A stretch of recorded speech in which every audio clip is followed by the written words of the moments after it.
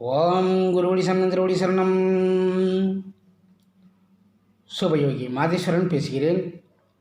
நீங்கள் இன்னும் நம்ம சேனலை சப்ஸ்கிரைப் செய்யவில்லை என்றால் உன்னை சப்ஸ்கிரைப் செய்யுங்கள். பக்கத்தில் உள்ள பெல் பட்டன் அழுத்தி வாருங்கள் வீடியோக்கள் பார்க்கலாம். ஓம் சுக்கிர பகவான் திருவடியில் போற்றி. கருணையுடன் எங்களுக்கு நல்ல ஆசை வழங்கி இன்றும் இன்றும் நாங்கள் பார்ப்போம் நினைப்பவர்கள், நல்ல எண்ணத்துடன் எங்களை பார்ப்போம் நினைப்பவர்கள், தொழில் வளம் பெற்று அதிக வருமானம் பெற்று உடல் ஆரோக்கியம் பெற்று குடும்பம் ஒற்றுமையாக மகிழ்ச்சியால் அருள் புரிவாய். ஓம் சுக்கிர பகவான் திருவடியில் போற்றி போற்றி. அதாவது திருவாதிரை நட்சத்திரம், சித்திரை நட்சத்திரம், திருவோண நட்சத்திரம், இந்த 3 நட்சத்திரத்தில் பிறந்தவர்கள், அதாவது மிதுன லக்னம், திருவாதிரை நட்சத்திரம், கன்னி லக்னம், துலா லக்னம், சித்திரை நட்சத்திரம், மகர லக்னம், திருவோண நட்சத்திரம், இந்த நட்சத்திரங்களில் உங்களது லக்னம் அமைந்திருக்கும். அப்படிப்பட்டவர்களுக்கு நீங்கள் இந்த லக்ன புள்ளியில் பிறந்திருந்தால், ஆணாக இருந்தாலும் பெண்ணாக இருந்தாலும் சுக்கிர பகவானின் சாபதோஷம் உங்களுக்கு உண்டு. முன் ஜென்மத்தில் கணவனுக்கோ மனைவிக்கோ அத்தைக்கோ, அதாவது அத்தைமார்களுக்கோ செய்ய வேண்டிய கடமைகளை செய்ய தவறியவர்களுக்கும் ஒருவருக்கொருவர் சண்டையிட்டு கொண்டு மண்மாறி தூற்றி பாவசாபம் பெற்றவர்கள்தான் இந்த திருவாதிரை நட்சத்திரம், சித்திரை நட்சத்திரம், திருவோண நட்சத்திரத்தில் பிறந்தவர்களின் லக்ன புள்ளியாகும். அவர்கள்தான் இதில் பிறந்திருப்பார்கள். அதாவது கணவன் மனைவிக்கு செய்ய வேண்டிய கடமைகள், உண்ண உணவு, உடுத்த உடை, மனநிறைவான சந்தோஷமான தாம்பத்திய இல்லற சுக வாழ்க்கை கொடுக்க தவறியவர்கள் கணவன்மார்களுக்கு இந்த ஜென்மத்தில் மனநிறைவான மன வாழ்க்கை அமையாது. அதேபோல கணவனுக்கு செய்ய வேண்டிய மனைவியின் கடமைகள், மனம் கோணாத உணவு சமைத்து போடுவது, கணவனின் உடல் ஆரோக்கியத்தில் நல்ல கவனம் செலுத்துவது, ஊதாரித்தனமான கணவன், குடிகார கணவன், மதிக்காத கணவன், தினம் தினம் அடிபட்டு உதப்பட்டு கிடக்க வேண்டிய கணவன்தான் வந்து அமையும். அதேபோல அத்தை உறவில் அத்தையை மதிக்காமல் அத்தையை கேவலமாக பார்ப்பது, ஏசுவது, பேசுவது, சொத்துக்காக வீண் வாக்குவாதம் செய்வது, சண்டையிட்டு கொள்வது எல்லாம் உங்கள் திருமண வாழ்க்கை சிறக்காது. பல பேருக்கு திருமணமே ஆகாது, அல்லது திருமண வயது கடந்து திருமணம் நடக்கும். ஆனாலும் நிம்மதி இல்லாத வாழ்க்கையாகத்தான் இருக்கும். ஆகையால் இப்படி சாபதோஷம் பெற்றவர்கள் கடற்கரை, ஆற்றங்கரை, குளத்தங்கரை, கிணற்றுக்கரை, கோவில்களுக்கு சென்று எந்த பரிகாரம் செய்தாலும் அது பலிக்காது. அந்த தோஷ கர்மா அனுபவித்துத்தான் கழிக்க வேண்டும். அதற்காக சில வழிமுறைகளை இந்த ஜென்மத்தில் உங்கள் மனைவியின் மனம் கோணாதபடி அவர்களுக்கு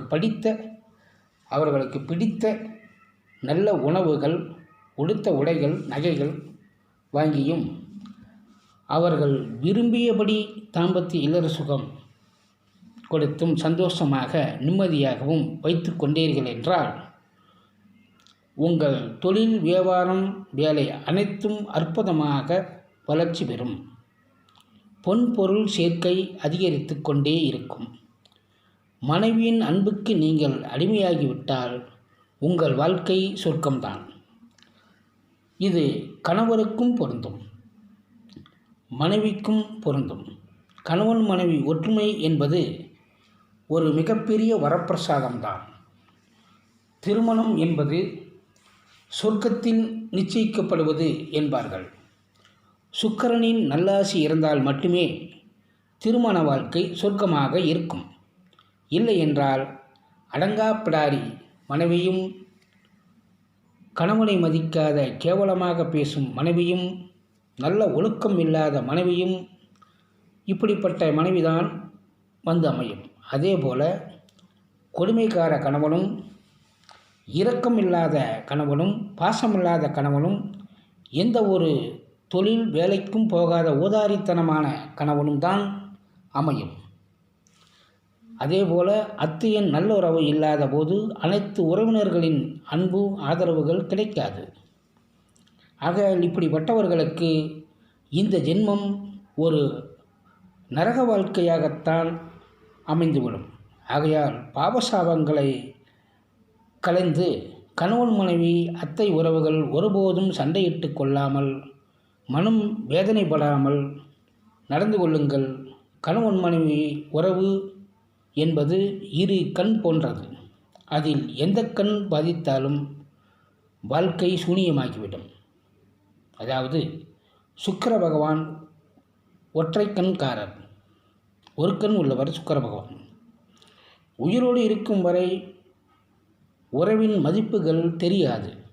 யார் ஒருவர் இறந்துவிட்டால் அதன் பிறகு அவரை நினைத்து அழுவது, புலம்புவது என்பதெல்லாம் கண்கெட்ட பின் சூரிய நமஸ்காரம் என்பது போலாகிவிடும். பொருள் இல்லாதவர்களுக்கு இவ்வுலகம் இல்லை, அருள் இல்லாதவர்களுக்கு அவ்வுலகம் இல்லை என்பது போல வள்ளுவர் சொன்ன வாக்கு. இந்த பூலோகத்தில் சுகபோகமாக வாழ வேண்டும் என்றால் அது சுக்கிர பகவானின் நல்லாசி பெற்றால்தான் வாழ முடியும். சுக்கிர பகவானிடம் மனதார வேண்டிக் கொள்ளுங்கள். அதாவது வெள்ளிக்கிழமை விடியற்காலை மண் விளக்கு தீபம் ஏற்றி வீட்டின் தலைவாசலில் நிலவுக்கு மேல் வைத்து சுக்கிர பகவானே வருக வருக என்று மனதார வேண்டுங்கள். அதேபோல நவகிரகத்தில் இருக்கும் சுக்கிர பகவானுக்கு ஒரு மண் அகல் விளக்கு தீபம் ஏற்றி அந்த விளக்கில் 2 டைமண்ட் கற்கண்டு போட்டு மனதார பிரார்த்தனை செய்து கணவன் மனைவி ஒற்றுமையாக வாழ நல்லாசி அருள் கொடுங்கள் என்று சுக்கிர பகவானே என்று வேண்டிக் கொள்ளுங்கள்.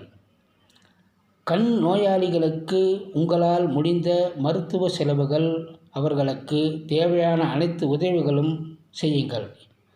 முடிந்தால் ஏழை கண் நோயாளிக்கு, ஒரு கண் நோயாளிக்கு திருமணம் செய்து வையுங்கள் என்றால் திருமணம் செய்து வையுங்கள்.